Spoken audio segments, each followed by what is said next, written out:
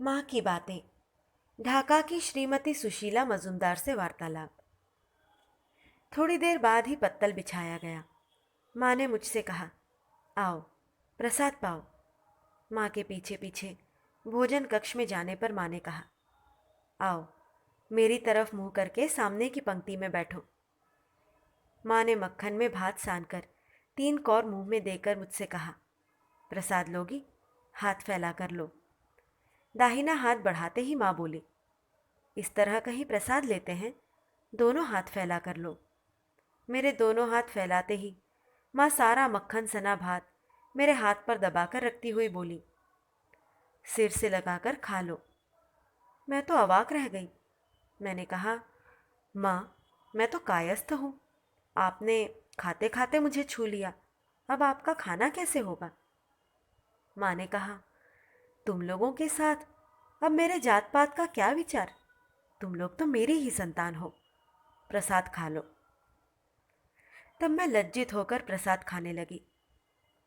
माँ खूब आनंदित होकर खाने लगी और बातें करने लगी और बीच बीच में पूछने लगी कि मुझे क्या चाहिए। माँ, क्यों जी, तुम लोगों के देश में तीर्थ नहीं है? मैं, नहीं माँ, तीर्थ तो देखा नहीं, पर एक स्नान है, उसे ब्रह्मपुत्र स्नान कहते हैं। माँ, हाँ वह बात सुनी तो है। अच्छा, इस बार मुझे लेती जाना, तुम लोगों का देश भी देख आऊंगी, तीर्थ भी हो जाएगा। मैं, माँ, पूर्व बंग का क्या ऐसा सौभाग्य होगा? माँ, क्यों नहीं होगा, वहाँ ठाकुर के बहुत भक्त हैं। नरेन गया, शरद गया है, और भी कई लोग गए हैं। जहाँ लोग ठाकुर को चाहते हैं वहाँ मैं क्यों नहीं जाऊंगी? चने की दाल, चच्चड़ी, रसदार तरकारी और खट्टी सब्जी, यही सब प्रसाद में था। माँ ने कहा, इन्हें मछली ला कर दो। मैं, नहीं माँ, प्रसाद खाकर ही तृप्त हो गई हूँ, अब और मछली नहीं खाऊंगी। माँ, यह क्या, सुहागिन स्त्री होकर मछली नहीं खाओगी? पैरों में आलता क्यों नहीं लगाया? मैं, हमारे देश में आलता लगाने का रिवाज नहीं है। शंख की चूड़ी, सिंदूर आदि लगाने से ही लोग सुहागिन समझते हैं। माँ, होगा ऐसा। इस देश में तो शंख की चूड़ी, सिंदूर आदि शौक करके पहनती हैं, नहीं तो लोहे की चूड़ी और आलता ही सुहागिन का लक्षण है। दूध, एक आम और एक संदेश माँ को दिया गया था। माँ ने सबको एक साथ मिलाकर थोड़ा खाया और बोली, यह बेटा नी के लिए रहा। अब हाथ धोने की बारी थी।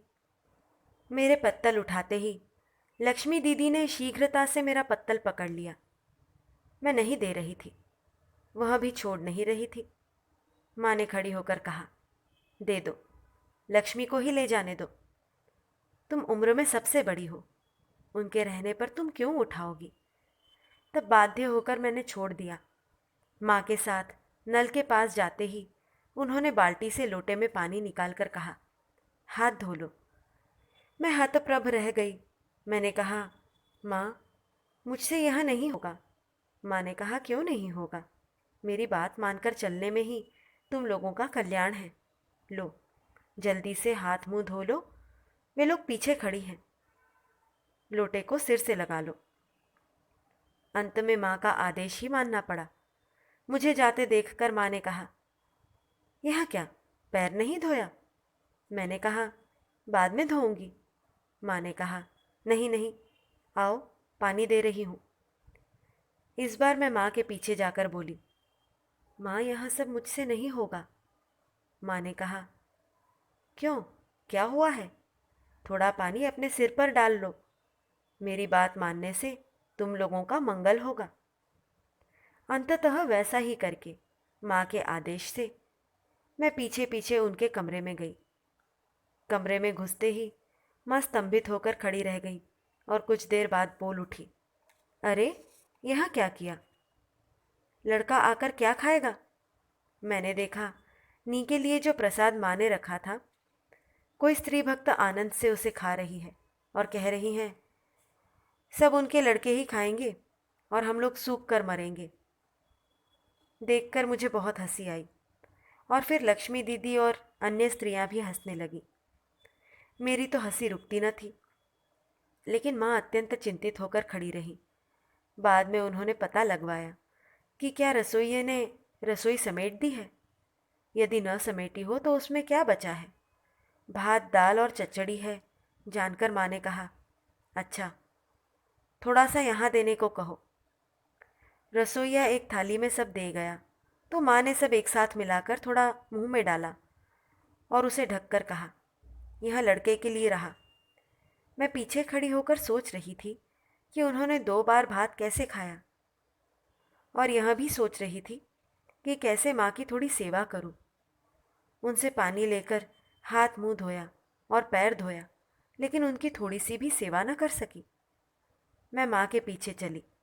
माँ पूजा घर में जाकर मुझसे बोली, किवाड़ के ऊपर मेरा गमछा है, लेती आओ, मेरे पैर पोंछ दो। यह बात सुनकर मैं आनंद से विभोर हो गई। मेरे ऐसा करते ही माँ ने कहा, अच्छा, मैं चौकी पर बैठती हूँ, तुम अच्छी तरह से मेरे पैर के तलुओं को पोंछ दो। मैं माँ के दोनों चरणों को पोंछते पोंछते उन्हें सिर से लगाने लगी। माँ ने थोड़ा हंसकर कहा, अच्छा, अब रहने दो,